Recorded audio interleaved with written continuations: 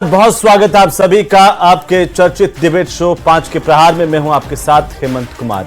आज का मुद्दा है बजट 2025। उम्मीदें हुई पूरी। वित्त मंत्री दिया कुमारी ने भजनलाल सरकार का दूसरा पूर्ण बजट आज पेश किया। करीब 138 मिनट के इस बजट भाषण में दिया कुमारी की सबसे बड़ी घोषणा युवाओं को लेकर के रही।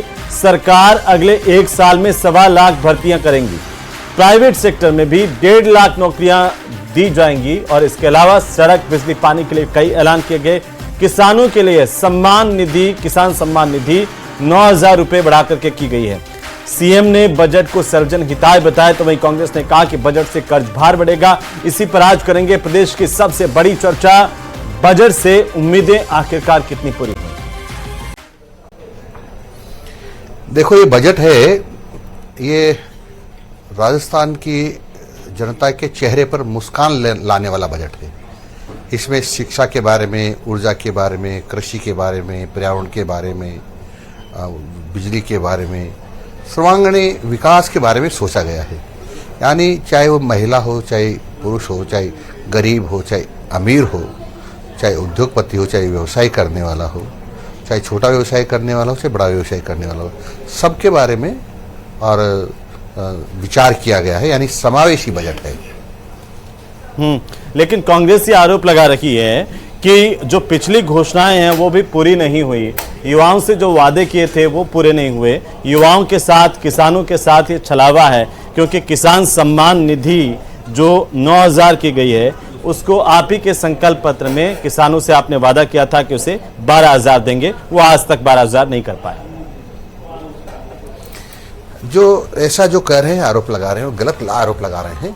क्योंकि कांग्रेस के लोग तो पूरी की पूरी जब ये घोषणा करते थे बजट में, तो उसको पूरी लागू ही नहीं करते थे। और करते थे तो लास्ट जब चुनाव होने वाले हों, आचार संहिता लगने वाली हो, तो उसके 1 महीने पहले करते थे। जैसे कि उदाहरण के तौर पर मैं आपको बताना चाहता हूँ, इन्होंने कहा कि हम सामाजिक सुरक्षा पेंशन जो दिव्यांग और विधवा महिलाएं वृद्धों को देते हैं वो 1,000 रुपये देंगे।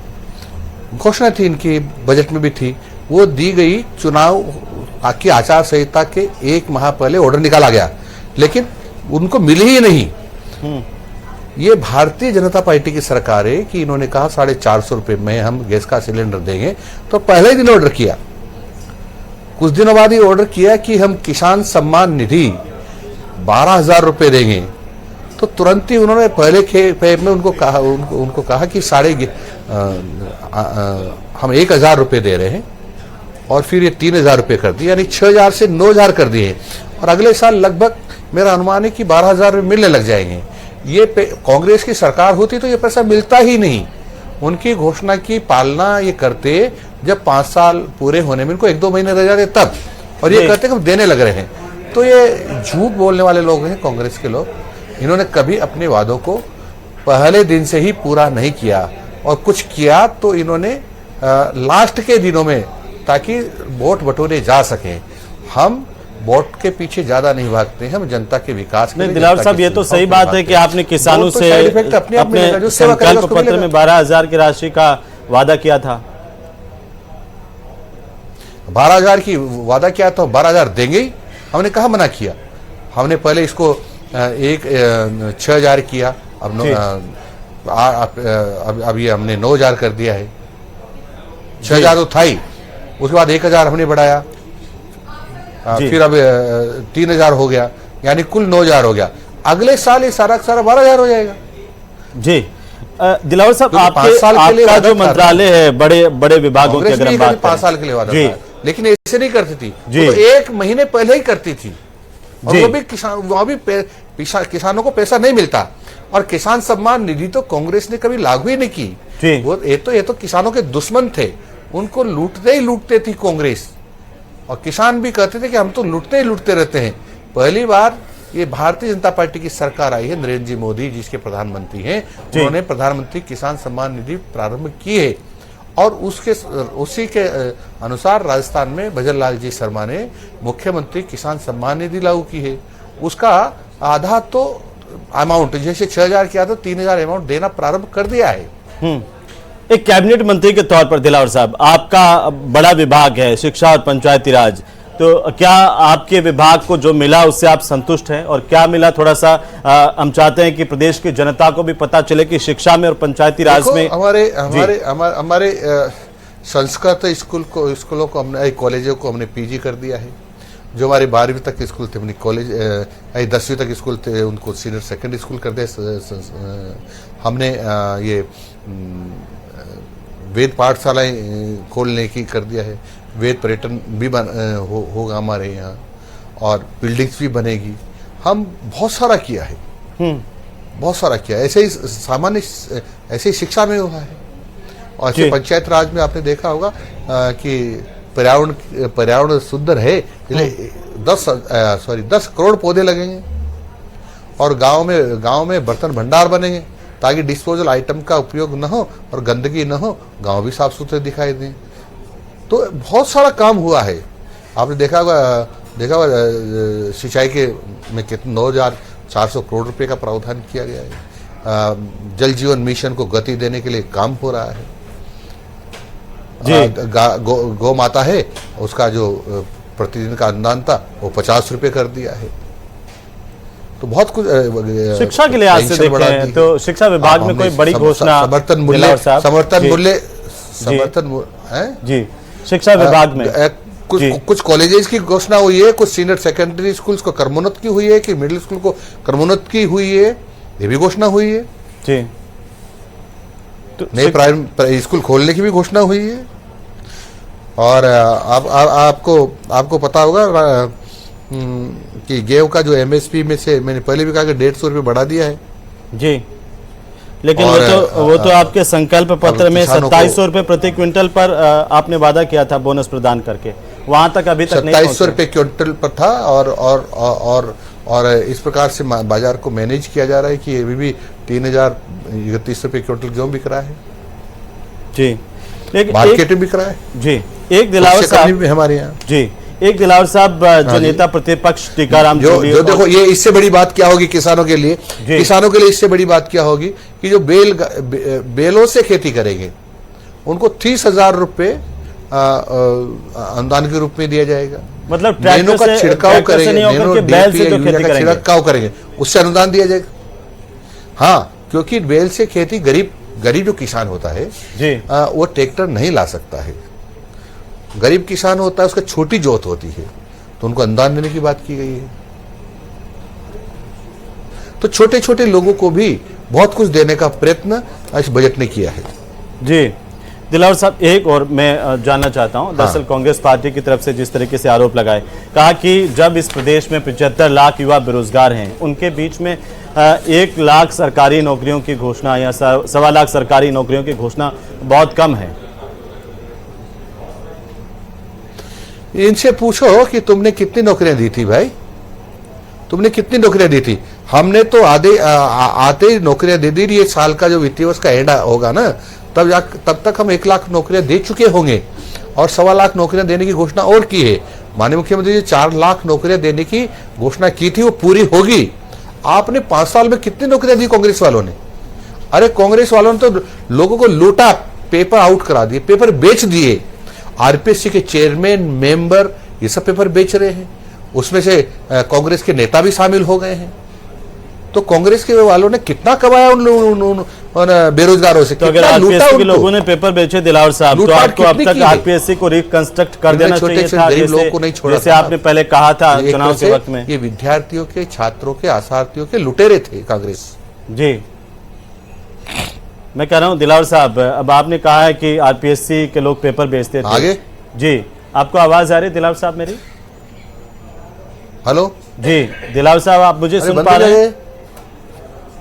लगता है कि दिलावर साहब तक आवाज नहीं जा रही है। वित्त विशेषज्ञ राघव चतुर्वेदी हमारे साथ हैं। और राघव जी, बहुत स्वागत है आपका। निसार अहमद मेरी आवाज आ रही है, मेरी आवाज आ रही है, मेरी आवाज आ रही है, आपकी आवाज आ रही है? जी दिलावर साहब, मैं आ रहा हूं। निसार अहमद हमारे साथ हैं बजट अध्ययन केंद्र से। आप दोनों का भी बहुत स्वागत है। निसार साहब, एक छोटी सी टिप्पणी, चूंकि दिलावर साहब हमारे साथ लगातार बने हुए हैं, शिक्षा मंत्री, प्रदेश के कैबिनेट मंत्री, और वे बता रहे हैं सरकार की घोषणाओं को लेकर के। हम थोड़ा सा संक्षेप में आपसे ये जानना चाहते हैं कि कैसा है ये ओवरऑल बजट, अगर इसे आम लोगों के लिए अगर हम समझिए, निसार साहब कैसे देख रहे हैं आप? ओवरऑल बजट में ये कहना चाहता हूं कि संतुलित संतुलित बजट। बहुत ज्यादा ऐसी बहुत बड़ी और घोषणाएं नहीं कर।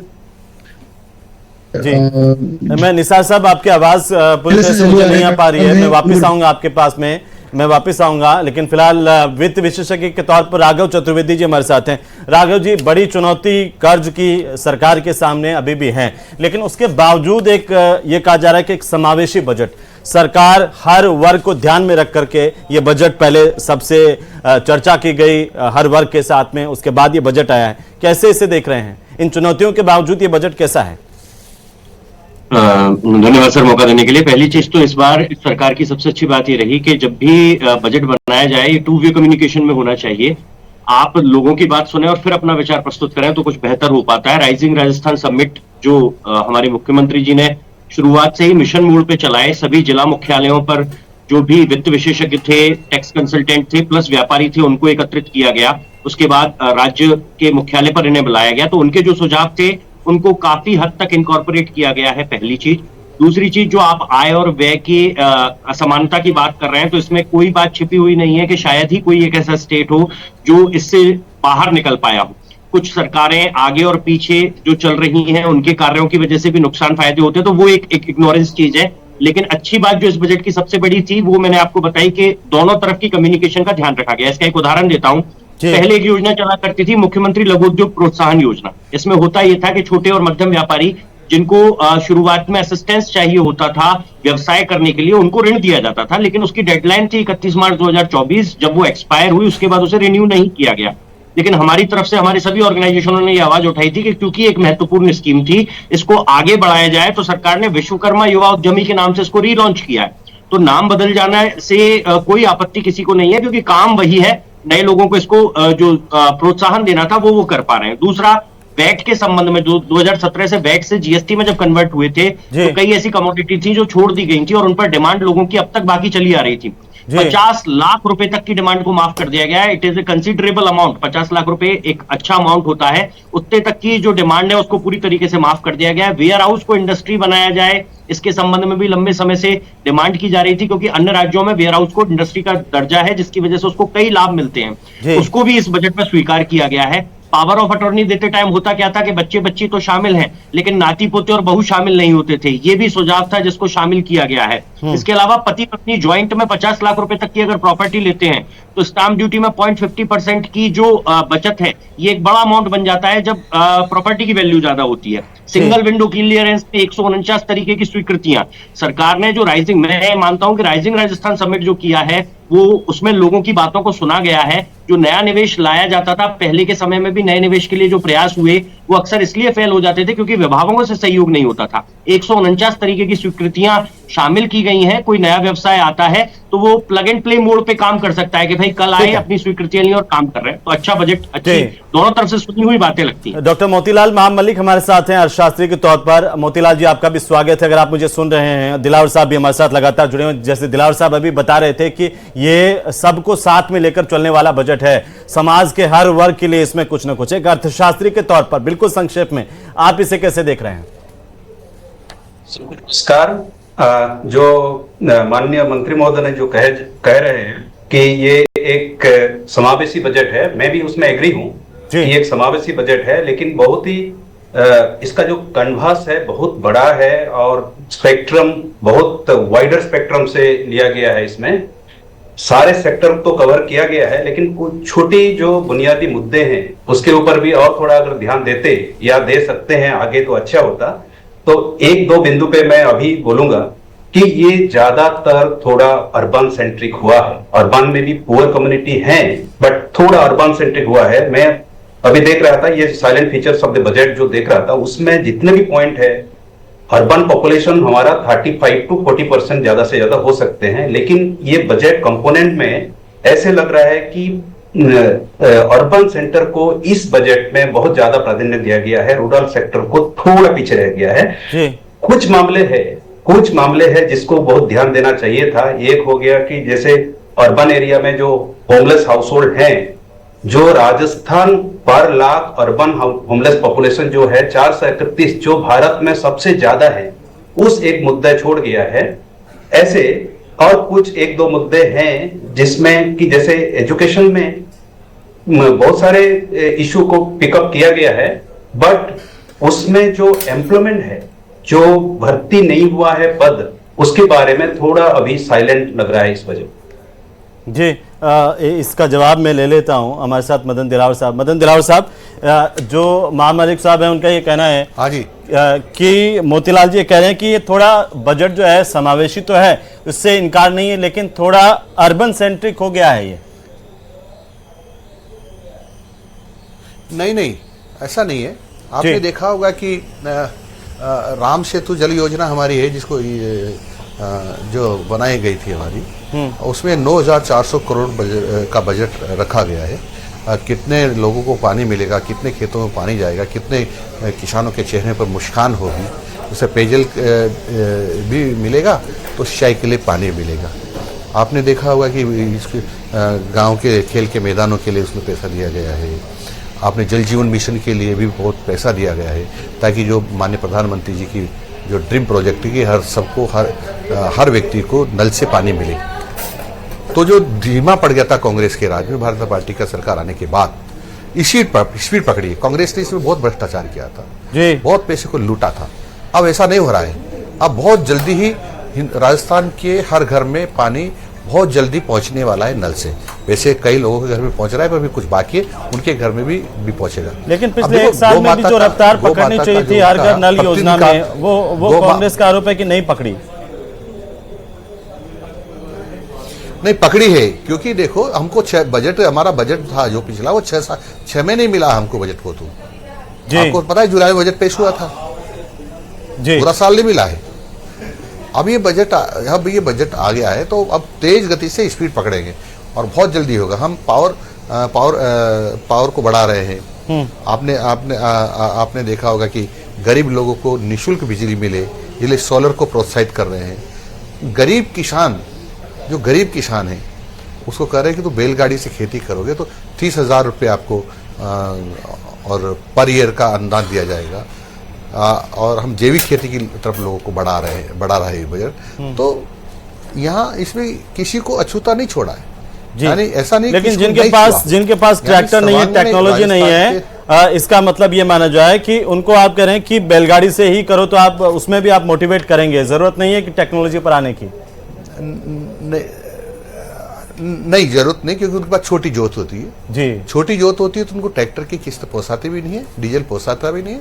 और जब बैलगाड़ी से बैलों से खेती करते हैं तो जो खेती का जो अपशिष्ट निकलता है, जिसको चारा कह सकते हैं, वो खा लेते हैं और उस चारे के बदले में ही काम कर देते, तो खर्चा नहीं होता। क्योंकि जीरो बजटिंग खेती की तरफ हम सब बढ़ रहे हैं। तो जीरो बजटिंग खेती जब भी होगी जब हम कम से कम उसके ऊपर खर्चा करेंगे। अब छोटी जोत में ट्रैक्टर ले आएगा तो क्या करेगा वो, कैसे किस्तें चुकाएगा?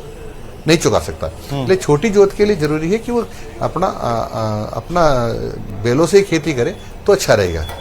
जी, आपके विभाग से संबंधित कुछ सवाल आए हैं दिलावर साहब, मैं चाहता हूं कि थोड़ा सा कि एक तो जो रोजगार की बात आप कह रहे हैं, 1,25,000 पदों पर भर्ती, उनमें क्या जो संविदा भर्ती वाले हैं वो भी आंकड़े शामिल है या ये सब परमानेंट वालों की घोषणा है?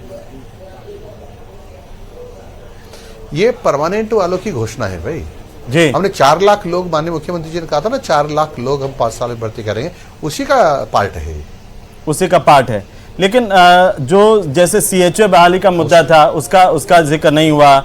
आप ही के डिपार्टमेंट्स में विशेष शिक्षकों की कमी है भारी, उसका कहीं जिक्र नहीं है। महात्मा गांधी अंग्रेजी मीडियम स्कूलों में टीचर्स नियुक्तियों की मांग कर रहे हैं, ऐसा नहीं, वो इसमें शामिल है? ऐसा नहीं है जी। आपको पता सुनो मेरी बात जी। आधे से ज्यादा जितने सरकारी कर्मचारी पूरी सरकार में है ना, उससे आधे से ज्यादा कर्मचारी अधिकारी शिक्षा विभाग पंचायत राज में है। तो जितना भर्ती होना है टोटल कर्मचारी अधिकारी, उसका लगभग 50% के आसपास शिक्षा विभाग पंचायत राज को मिलने वाला है। इसलिए हम ये कैसे कर सकते हैं? और मैं आपको ये कहता हूँ कि आने वाले 1.5 साल में या 2 साल में राजस्थान में कोई भी पद शिक्षा विभाग में खाली नहीं रहेगा। ये मैं आपसे वादा आने वाले 2 साल में या 1 साल में? हाँ, मैक्सिमम है 2 साल, तो 1.5 साल के अंदर। ये बड़ा बयान दे रहे हैं मंत्री जी आप? हाँ, मैं बड़ा बयान दे रहा हूं, सोच समझ के दे रहा हूं जी। तो विपक्ष जो आरोप लगा रही हैं वो उनके मुंह बंद हो जाएंगे। आप कह रहे हैं कि 2 साल में शिक्षा विभाग में एक भी पद खाली नहीं रहेगा, ये पहली बार होगा इन कई सालों में। तो मुंह बंद हुए हैं वो, तो कांग्रेस के तो मुंह बंद हुए हैं वो, तो अब तो खिशानी बिल्ली खंबा नोचे वाली बात कर रही है जी, क्योंकि उन्होंने तो कुछ किया नहीं और हम जो वादा कर रहे हैं उसको पूरा कर रहे हैं, तो उस पर खिशानी बिल्ली खंबा नोचे वाली बात कर रही है। इनकी दृष्टि होती तो बातें अंग्रेजी विद्यालय खोलने के पहले उसके भवन की चिंता नहीं करते, अंग्रेजी माध्यम के टीचर की चिंता नहीं करते, नहीं कि इन्होंने बोर्ड लटका दिया। अरे पद सृजित नहीं किए इन्होंने, तो बताओ जो नियुक्ति भर्ती है अंग्रेजी मीडियम स्कूलों में टीचर्स की, वो तो अभी भी इंतजार ही कर रहे हैं ना दिलावर साहब। अरे ये तो पद सृजित नहीं कर गए इसलिए कर रहे हैं, अब हम पद सृजित करेंगे। या आपने कमेटी बनाई है, माननीय मुख्यमंत्री जी ने कमेटी निर्णय करेगी कि इनके बारे में क्या करना चाहिए, क्योंकि 5वीं से सीधा 12वीं कर दिया। और जो बालिकाओं के विद्यालय थे उसको अंग्रेजी कर दिया, जिससे बच्चे भी शामिल हो गए। तो जो बच्चियां अंग्रेजी नहीं पढ़ना चाहती थी वो बाहर गई। मैं कहता हूं लाखों की संख्या में बालक और बालिकाओं को स्कूल छुड़वा दे कांग्रेस ने, क्योंकि जो अंग्रेजी नहीं पढ़ना चाहते थे, एकदम 7वीं में हिंदी पढ़ता 8वीं में हिंदी माध्यम अंग्रेजी माध्यम कैसे पढ़ेगा, या 9वीं में पढ़ता हिंदी माध्यम पढ़ता है, 10वीं में एकदम अंग्रेजी माध्यम कैसे पढ़ेगा। तो इन्होंने भविष्य उनके साथ कुटाराघात किया है, उनके जीवन के साथ खिलवाड़ किए इन्होंने कांग्रेस के लोगों ने। हम भी हमारी सरकार भी पहले से चला रहे अंग्रेजी विद्यालय, स्वामी विवेकानंद विद्यालय हमारे यहाँ है, वो सब अंग्रेजी से चल रहे हैं ना। नहीं तो आप ही कह रहे हैं कि जो अंग्रेजी माध्यम वाले जो टीचर्स हैं या जो भर्ती है जिनकी नियुक्ति का इंतजार है वो हो जाएगी जल्दी। स्वामी विवेकानंद विद्यालय, पहले मेरी बात सुनो, पहले सुनो। स्वामी विवेकानंद विद्यालय में हमने पहले बिल्डिंग भी बनाई, बहुत अच्छी बिल्डिंग बनाई, अंग्रेजी माध्यम के टीचर दिए और सब प्रकार की सुविधाएं दी। इन्होंने तो कुछ किया ही नहीं है, बोर्ड जाके लटका दिया हिंदी अंग्रेजी माध्यम का। ऐसे विद्यालय चलते हैं क्या? इन्हें दृष्टिहीन लोग हैं, इनकी कुछ सोचते समझते नहीं है। सस्ती लोकप्रियता पाने के लिए, यानी राजस्थान की जनता को बेवकूफ बनाने के लिए इस प्रकार के षड्यंत्र रचते रहते हैं लोग। जी, एक एक टिप्पणी छोटी छोटी सी जो है मैं चाहूंगा। निसार अहमद साहब, अगर आप मुझे सुन रहे हैं, निसार साहब आपकी टिप्पणी नहीं हो पाई थी। ये समावेशी बजट है और दिलावर साहब कह रहे हैं कि ये हर वर्ग को ध्यान में रख के बनाया हुआ है और इसीलिए कह रहे हैं कि विजनरी बजट है। आगामी राजस्थान के कई सालों तक के लिए बजट जो है वो निर्णायक होगा। अब आप मुझे सुन पा रहे हैं? हाँ हाँ, बोलिए हेमंत जी। जी जी जी, नमस्कार। मैं भी बात से किया था कि मुझे ऐसा लगता है कि जिसमें हर लेकिन ये अच्छी बात आवाज नहीं आ रही, चीजें चल आपकी आवाज ठीक नहीं आ रही है, उसे ठीक करवाने की कोशिश करेंगे क्योंकि पूरी तरह से हम ठीक तरीके से सुन नहीं पा रहे हैं। डॉक्टर मोतीलाल महामल्लिक जी, जो दिलावर साहब कह रहे हैं, देखिए आप कह रहे थे कि अर्बन सेंट्रिक होता जा रहा है, दिलावर साहब कह रहे हैं कि ग्रामीण का भी उतना ही ख्याल रखा गया, न केवल ग्रामीण बल्कि जो बाकी के सेक्टर के अगर हम देखें, जैसे उद्योगों को देखें, टूरिज्म को देखें, उस पर आपको क्या लगता है कि कितना खरा उतरा है ये बजट?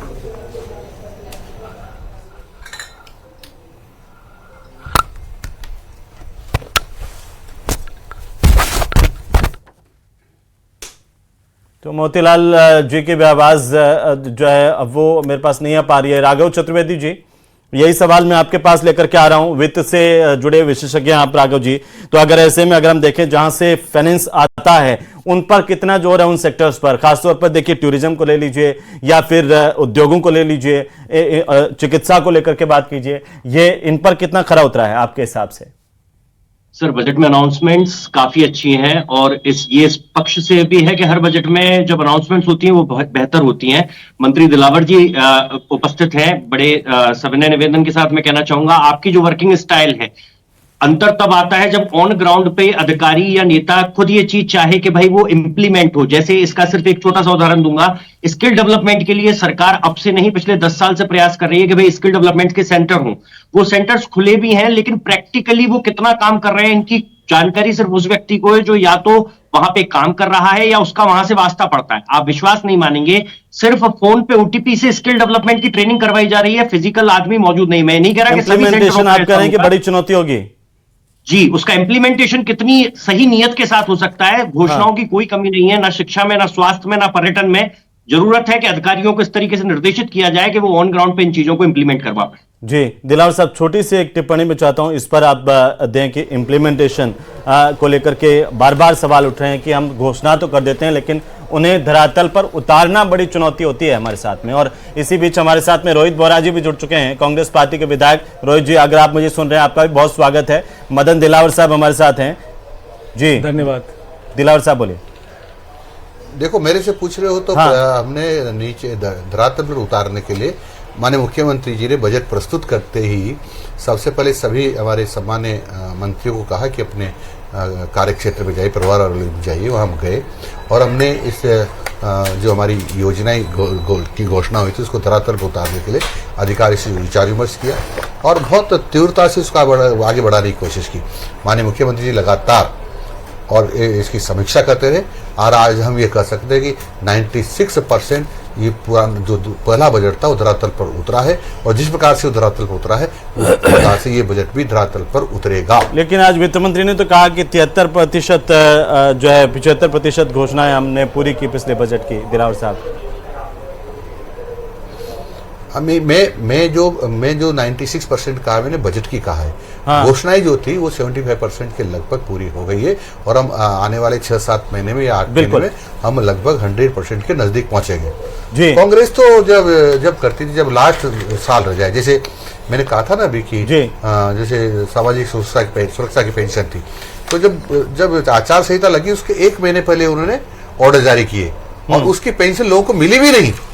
ये रोहित बोरा जी हमारे साथ में आ गए हैं। दिलावर साहब, मुख्यमंत्री जी भजन लाल जी शर्मा ने जी रोहित बोरा जी आ गए, जो आपने सवाल उठाए। रोहित जी, दिलावर साहब कह रहे हैं कि कांग्रेस पार्टी एक तो जब जाने वाले होते थे 5वें साल में आखिर के अंदर घोषणाओं का अंबार लगाती थी, ना वो पूरा करने पर ध्यान देते थे, सिर्फ उनका मकसद होता था घोषणाएं करना।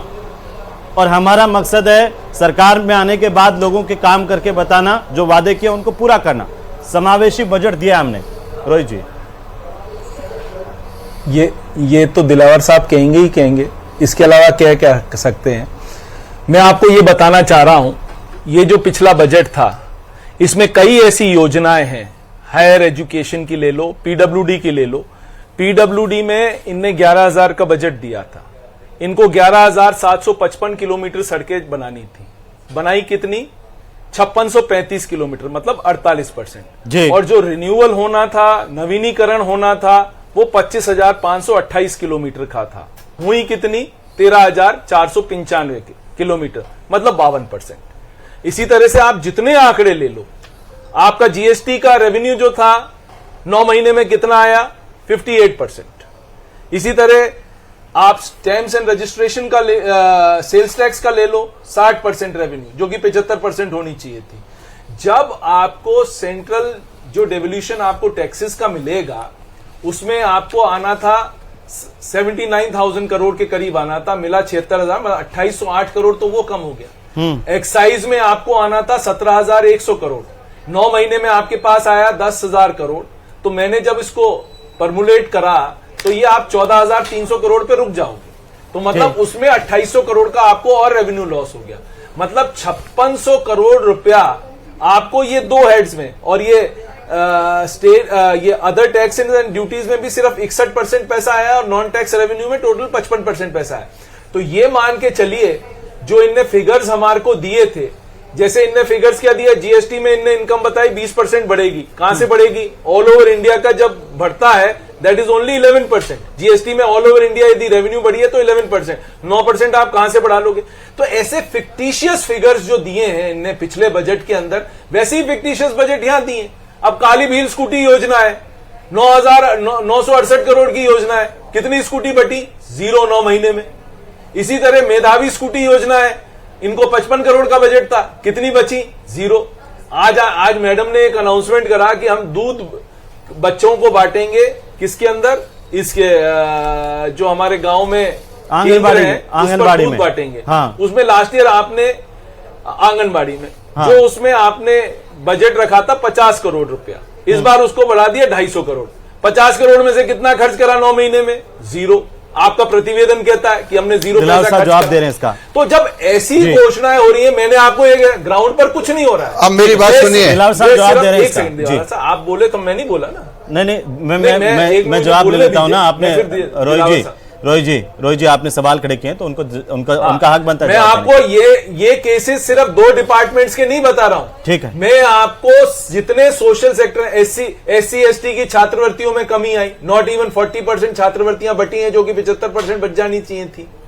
जो ये वादा कर रहे हैं, वादा करके नीचे इंप्लीमेंटेशन 0 हो रहा है, इंप्लीमेंटेशन नहीं हो रहा है। लोगों के ट्रेजरी में बिल 5-5, 6-6 महीने पड़े रह रहे हैं, पास नहीं हो रहे हैं। किसी के बिल पास नहीं हो रहे। अब मेरी बात सुनिए। लूट रहे हो, मेरी बात हवाई सुनिए। लूटने से क्या हो जाएगा? ठीक है दिलावर साहब, मुझे समय दीजिए। हाँ दिलावर साहब देखो, ये जो कह रहे हैं ना, इनको ये भी पता है कि हमको 6 महीने मिले केवल। 6 महीने जुलाई में हमारा बजट प्रस्तुत हुआ है। ठीक। और इनका ये जो खड्डा करके गए ना, उसको भरने में हमको कितना टाइम लग रहा है। 3 साल से इन्होंने साइकिलें नहीं बांटी थी। 2-3 साल से इन्होंने स्कॉलरशिप नहीं दी थी। 2-3 साल से इन्होंने आईटी का पैसा नहीं दिया था। इतना छोड़ गए, और वो मोबाइल बांट के लोगों का पता नहीं कौन कौन सी योजनाओं का पैसा उठा के ले गए। इसको बच्चों की छात्रवृत्ति का पैसा ले गए, और पेंशन, वृद्धावस्था पेंशन कई दिनों से नहीं मिली थी, वो सब हम दे रहे हैं। टेबलेट 3 साल से नहीं मिले थे, वो हमने बच्चों को दिए हैं। तो स्कूटी 3 साल से नहीं मिली, हम दे रहे हैं। ये कह रहे हैं ये बजट, ये सब हवा में है। ये सब हवा में है, ये बिल्कुल हवा में है। अनाउंसमेंट करा, ये हवा में है। ये हवा में लोगों को बेवकूफ बनाते थे, 0। ये घोषणा करते थे, सिर्फ घोषणाएं 5 साल के अंत में जाकर के कुछ करने की कोशिश करते, लोगों के हाथों में नहीं जाती थी। इन्होंने लोगों को, आप देखो नीचे जमीन पे कुछ भी नहीं हो रहा है। का काम क्या है? कांग्रेस के लोगों का काम यही है, लोगों की आंखों में मिर्ची डालना। आपने क्या मिर्ची करा? डालना लोगों के आंखों में। के ऊपर आपने क्या करा? 125 ये लोगों को बेवकूफ बना रहे हैं, और इसीलिए जनता ने इनको सबक सिखाया है। आप ये देखिए उड़ीसा में क्या हुआ, आप ये देखिए, आपने देखा हरियाणा में क्या हुआ, आपने देखा दिल्ली में क्या हुआ। दिल्ली में सुनने, इस बजट से मत जोड़िए, जीरो इस बजट से मत जोड़िए। जनता पार्टी काम करती है, इसलिए जनता स्वीकार करती है। इस बजट से इन सब जनता चीजों को मत स्वीकार जोड़िए। करती है, जनता वो स्वीकार चुनाव करती है, है। चुनाव एक अगली जनता चीज है, समझती जो है। आप बजट दे रहे हो, या तो आप बजट चुनावी बजट है क्या आपका? बुरा कौन कर रहा है? क्या 2 साल में कांग्रेस बजट सब अपना समझती है। चुनाव कराना चाह रहे हो? काले कारनामों को इन्होंने जो ये कहना चाह रहे हैं, ये जो कहना चाह रहे हैं, इनका कुछ नहीं हो रहा। और मेंबर बनाने में, आरपीएससी चेयरमैन बनाने में भी आपने आरपीएससी चेयरमैन बना दिया क्या? पैसे खा रहे हैं, से खाली पड़ा, खा रहे हैं। तो इन्होंने कितना लूटा है आपने? राजस्थान के वो सबको पता है, राजस्थान की जनता को आप कैसे लूट रहे हो, में किया है। आप कैसे लूट रहे हो राजस्थान की जनता को, सबको पता है। किसी को कहने की जरूरत नहीं है, काम कर सकते थे। लोगों की भलाई का काम नहीं किया इन्होंने, कहने की जरूरत लोगों नहीं के है। कल्याण का काम नहीं किया इन्होंने। आप फैक्ट एंड भर्ती फिगर्स करते, पेपर भेज देते, आते ही आप दिल्ली चले जाते हो, हरियाणा चले जाते हो, और हर एमएलए को मुख्यमंत्री बना दिया। जितना पता है, खाओ, 5 साल में सरकार का समर्थन 5 साल में हमारा फिस्कल डेफिसिट 2.5 लाख करोड़ था, इसलिए 2 साल में इनका फिस्कल डेफिसिट 1.5 लाख करोड़ हो गया है। बाय द टाइम खत्म होगा तो ये 4 लाख करोड़ का फिस्कल डेफिसिट रोहित बोराजी, ये 4 लाख करोड़ का फिस्कल डेफिसिट छोड़ने जाएंगे। कांग्रेस अनगनत बातें करने से जमाने कुछ की नहीं बात होगा, हो गई है। अनगनत बातें करने से कुछ नहीं होगा। जमाने की बात हो गई है। कांग्रेस, एक मिनट कांग्रेस आप कर्ज की बात कर रहे थे। रोहित बोराजी एक मिनट, दिलावर साहब एक मिनट, और राजस्थान में 7 में से 1 सीट इनको देते हैं। सुनिए, तो बताइए कि जनता किसको स्वीकार कर रही है? और जनता उसको स्वीकार करती है जो सच बोलता है, काम करता है। दिलावर साहब सुनिए, बोलिए। आपने पिछले साल जो कर्ज लिया वो 2.31 लाख करोड़ रुपए का कर्ज लिया, और कर्ज आज का सबसे बड़ा मुद्दा है, क्योंकि कांग्रेस कह रही है कि अब 1 लाख जो है प्रति व्यक्ति कर्ज हो गया है हर किसी के ऊपर, राजस्थान के हर निवासी के ऊपर। इसमें से 1.60 लाख करोड़ रुपए का कर्ज आपने चुकाया भी। रोहित बोराजी, डिस्टर्ब करूंगा नहीं, हाँ एक सेकंड आप मेरी बात सुने जी। जो फिस्कल डेफिसिट है 70,000 करोड़ इस साल का, 84 करोड़ रुपए अगले साल का, जो बजट में इन्हें एनालाइज करा है। 1,54,000 करोड़ का फिस्कल डेफिसिट ऑलरेडी 2 साल में हो गया। नहीं आप ये बताइए ना कि पिछले साल सरकार ने 1.60 लाख करोड़ रुपए चुकाया भी है। आप जब छोड़ के गए थे उस वक्त कितना चुका के गए? कोई फर्क नहीं पड़ता। नहीं, वो आपने 1 लाख नहीं, पिछले साल 1.60 नहीं चुकाया, इससे पहले जब था तो 1.73 चुकाया, अभी 1.60 नहीं चुकाया, 2.31 लाख करोड़ रुपए का कर्ज दिया था, जिसमें से 1.60 लाख रुपया कर्ज खत्म किया सरकार ने। तो आप बताइए ना, इंटरेस्ट पेमेंट, आपका इंटरेस्ट जो 4,95,000 करोड़ था, उसमें से इंटरेस्ट पेमेंट और जो आपका रीपेमेंट हुआ 1,60,000 करोड़ हो गया। तो उसमें से मतलब जो आपने करा उसमें से 1/3 तो आपने इंटरेस्ट पेमेंट और लोन में चुका दिया बजट। तो आपने कौन सी तीर मार वही तो दिया? कह रही है बीजेपी, क्या कह रही है कि आप जो देके गए थे रोहित बोरा जी, आप देके गए थे वो आप कर्ज में ही डूबा हुआ राजस्थान उनको सौंप के गए थे। एक सेकंड, जब वसुंधरा जी की जब वसुंधरा जी की सरकार गई थी जी, तब उनने 2.5 लाख करोड़ पे छोड़ा था हमारे को, ठीक है ना, सक्सेसिव गवर्नमेंट 2.5 लाख करोड़ पे छोड़ा था। जब मैं गहलोत सरकार में बता देता हूं सर, इससे पहले 2020-21 में आपने जो कर्ज लिया, एक सेकंड सुने आप सर, वो 4.10 लाख करोड़ रुपए का कर्ज लिया सर, छोड़ के गए थे जी। बोलिए हाँ बोलिए। तो आप ये मान के चलो जब तक ये साल, इनके 4 साल खत्म होंगे, ये लोग अनदर 5 लाख करोड़ रुपए का लोन ले लेंगे। आपकी इकोनॉमी बजट ट्रैप में है। आपको मतलब कैपिटल इन्वेस्टमेंट जो करना है, कैपिटल इन्वेस्टमेंट करना, उसके लिए आपको लोन लेना पड़ेगा। आप रेवेन्यू डेफिसिट में है, आपको डेफिसिट पूरा करने के लिए 25,700 करोड़ का इन्हें कहा था रेवेन्यू डेफिसिट होगा। ऑलरेडी 9 महीने में 30,000 करोड़ क्रॉस कर गया है। By the time it finishes in March, बोलने दें फिर आप बोले, by the time it finishes in March, तो ये करीब होके बढ़ के हो जाएगा 34,000 करोड़। फिर ये वापस आरई में जाएंगे और फिर हमारे को कहेंगे असेंबली के अंदर कि साहब इसको और पास कर दो। तो ये जो बजट बनाया जा रहा है, ये समझ में ही नहीं आ रहा बजट किसका बनाया जा रहा है, बजट आपको समझ में नहीं आ रहा। अभी आपको ये बताया इनने मेरी आप देखो ना, हर बजट का जो फिगर है वो सेपरेट होता जा रहा है। गलत बात कर रहे हैं, सेपरेट होता है। जो इनने बजट एस्टिमेट्स दिए हैं वो हेवायर हो रहे हैं। अब मेरी बात सुनिए, बजट एस्टिमेट सब हेवायर हो रहे हैं। कर्जा लेते हैं उसमें से अधिकांश को लूट जाते हैं। हम जनता की सेवा कर रहे हैं, राष्ट्रीय प्रोडक्शन बढ़ा रहे हैं, लोगों को रोजगार दे रहे हैं, परिसंपत्तियां बना रहे हैं। इन्होंने क्या बल्कि कर्जा लेकर के कर्जा चुका रहे हैं। इनको पता होना चाहिए राजस्थान में अनएम्प्लॉयमेंट पूरी कंट्री में at the rate of 9.73, it is we are the 3rd largest unemployed country. इनने कहा था लास्ट ईयर कि हम 1 लाख लोगों को एम्प्लॉयमेंट देंगे, कितना दिया वो भी सब पर संविदा पे रखे हैं। इनने निकाले हैं सब संविदा कर्मचारी, समाप्त नहीं होगा और 1.25 लाख और देंगे, इनके नहीं होगा। ये इन्होंने सब नौकरियां जो निकल रही हैं वो परमानेंट नौकरियां नहीं है, परीक्षा कराते थे, करा देते ताकि 4 साल बाद क्या होगा। इनका सिर्फ ये है अनगनन बातें करना, इनके पास फैक्ट्स एंड फिगर्स लूटा है, लूटा के हाथों पे रखा गया। इनको समझ में नहीं आता कि क्या बात करनी है, इनको समझ में नहीं आता क्या बात करनी है, पैसा ये समझते ही नहीं, उनको नहीं दिया। गरीबों के पैसा वो और लोगों को प्रलोभन देने के लिए, मैं आपकी प्रतिक्रिया लोगों को प्रलोभन देने के लिए मोबाइल में दे दिया। हद हो गई। भारतीय जनता पार्टी कर्ज लेती है तो उसका जनहित में उपयोग करती है जी। लेकिन बोरा साहब, क्या अगर युवाओं को हर साल 1,25,000 सरकारी नौकरियों का ऐलान, इसका आप स्वागत नहीं करते हैं? क्या किसानों की जो किसान सम्मान निधि है उसको 9,000 रुपए बढ़ा करके किया गया, इसका आप स्वागत नहीं करते हैं? सुनिए, ये तो उनका स्वागत करते हैं कि उनको उससे कितना पैसा मिलेगा। ये सुनिए, ये आपके कर्म हो सकते हैं, मेरे कर्म नहीं है, समझ रहे? आपके कर्म है ये, और सबको पता है राजस्थान मिलेगा, आपकी राजस्थान की जनता को पता है कि आपके क्या कर्म है, आपकी राजस्थान की जनता को पता है आपके क्या कर्म है। वो आप ज्यादा मत बोलो, आप वो आपकी कर्म हो सकते हैं, हमारे कर्म नहीं है। दूसरी चीज आपको बोलना चाह रहा हूं, जो आप ये कह रहे हो कि कौन इसको मना करेगा, आप निकालिए परमानेंट नौकरियां, एडवर्टाइजमेंट सब आ रहे हैं संविदा नौकरियों के, उनका भविष्य क्या होगा बच्चों का? गलत बात करें, लोगों को गुमराह परमानेंट नौकरियां दे रहे हैं, सब संविदा कर्मियों दे रहे हैं, सब संविदा कर्मियों के एडवर्टाइजमेंट चाहिए तो मैं आपको कॉपी प्रोवाइड कर दूंगा। सब पे लिखा हुआ है संविदा कर्मी, संविदा कर्मियों की भर्ती, इन्होंने लगाए थे,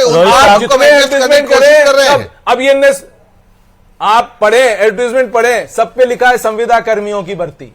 नहीं रोहित जी, आप तो सीएचए वालों को परमानेंट करके ही गए थे ना। हाँ, हम तो परमानेंट करके गए, बट इनका क्या भरोसा है ये करेंगे? परमानेंट किया था, ये क्या करेंगे? क्या करेंगे? अरे किसी को परमानेंट नहीं किया, सबको उलझा के गए। हमने तो सीएचसी के वर्कर्स उलझा के थे गए, उलझा जो के गए। लगे थे, उनको सबको एनआरएचएम में जो लगे थे उन सबको परमानेंट करके गया। बिल्कुल गलत। हमने सर, जो इन लोगों आप ने तो- लगाए थे, पंचायतों में एक एक आदमी लगाया था, CHA परमानेंट उसको भी होता तो हमने फिर वार्ड कैसे 9,000 जाता? 7,000 रुपए पे लगाया था, हमने 18,000 रुपए सैलरी करी उनकी। नहीं, हमारी CHA बात तो तो परमानेंट ये लगा के देखो, जाते ये हैं, तो वही वो काम वार्ड है, कैसे हम जाते? पेट भर हमने जाए। जितने भलाई के इनको काम पेट करे, भरने के लिए वो लूटपाट ये करने कभी के भी लिए नहीं कर सकते। ये षड्यंत्र ताना ये बाना सिर्फ- बोलते रहते हैं। ये सिर्फ इसलिए कांग्रेस लूट के की बात- एमएलएज ने उनकी सरकार में लूट की जब बात बात कर करते सकते हैं, हैं तो यही कर सकते मैं दोनों को थोड़ा सा थानेदार से निवेदन बंदी कर रहा हूं। तहसीलदार से जी। बंदी, अधिकारियों से मंथली बंदी, खूब लुटा है जितना मैं दोनों से निवेदन कर रहा हूं, मैं दोनों से निवेदन कर रहा हूं, एक टिप्पणी जो है एक टिप्पणी राघव जी से लेना चाहता हूं मैं। राघव जी, रोहित बोरा जी ने देखिए बहुत कर्ज को लेकर के बड़ी बातें कही हैं। मैं थोड़ा सा आपसे जानना चाहता हूं कि क्या ये स्थिति राजस्थान में अभी एक साल में बनी है कि हम कर्ज पर इतने डिपेंड हो गए कि एक भी योजना हम बिना कर्ज के पूरी नहीं कर सकते, या ये सालों साल हमने जो गलतियां की उसका नतीजा है? सर, एक प्रश्न होता है कि अंडा पहले आया मुर्गी, और जी। उसका कोई जवाब नहीं होता है। तो यही वो प्रश्न है कि कब से लोन लेना शुरू हुए। सिर्फ रिफाइनरी जब मिली थी उस समय रेवेन्यू इंक्रीज हुआ था राजस्थान का, जिसकी वजह से कुछ फंड्स की डेवलपमेंट हुई। अदरवाइज राजस्थान जिस तरीके की स्टेट है, सिर्फ माइंस पे डिपेंडेंट है, टूरिज्म पे डिपेंडेंट है, बहुत रेवेन्यू के सोर्स हमारे पास है भी नहीं। मैं नहीं कहता कहां शुरू हुए, कैसे जाएंगे और कहां तक पहुंचेंगे। जब आपको विकास करना है और आप जब इकोनॉमी के ट्रैक में हैं, वो ठीक है। मैं सिर्फ एक पॉइंट जो आज के बजट से है उसे पॉइंट आउट करना चाहता हूं। सीएसएफ फंड होता है आरबीआई से।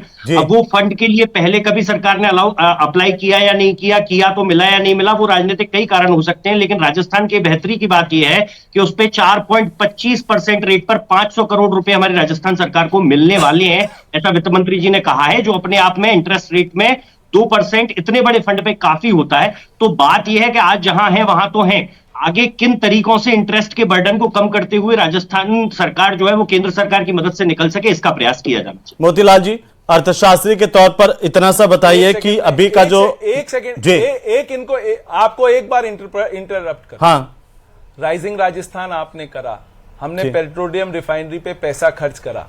अभी तक पेट्रोलियम रिफाइनरी पर पेट्रोकेमिकल प्लांट्स का कुछ भी नहीं हुआ है। जो रिफाइनरी दिसंबर में खत्म होके हमारे को चार्ज मिलने वाला था, वो दिसंबर, आज उन्होंने अनाउंस करा है अगस्त में, तो वापस कॉस्ट ओवररन हो गया।